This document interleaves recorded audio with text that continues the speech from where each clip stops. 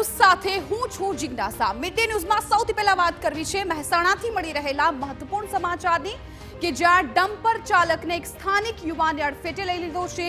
યુવાનનું ઘટના સ્થળ પર જ મોત થઈ ગયું। મહેસાણા ઊંઝા હાઈવે પર ભાડુ ગામ પાસેની આ ઘટના અકસ્માત બાદ સ્થાનિક લોકો ઉશ્કેરાઈ ગયા। સ્થાનિકો વાહન સળગાવવા લાગ્યા। લોકોએ 3 બાઇક અને ટ્રેક્ટરને આગને હવાલે કર્યા। વિસનગર પોલીસે સ્થળ પર પહોંચી મામલો થાળે પાડ્યો છે।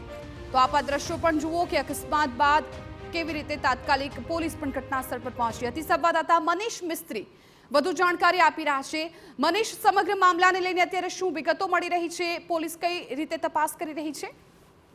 જી, સમગ્ર મામલો મહેસાણાથી પાલનપુર હાઈવે પર ઊંઝા નજીક પાંડુ ગામ આવે છે ત્યાંની પાસેની આ ઘટના છે કે જ્યાં એક ડમ્પર ચાલકે બાઇક ચાલકને અડફેટે લીધો હતો। જે બાઇક ચાલકનું ઘટના સ્થળ પર મોત થયું હતું, જેના કારણે સ્થાનિક લોકો રોષે ભરાયા હતા અને તરત તોડફોડ મચાવી હતી। 3 બાઇક સળગાવ્યા હતા, ટ્રેક્ટરને નુકસાન થયું હતું, એક કારના કાચ તોડી દેવામાં આવ્યા છે।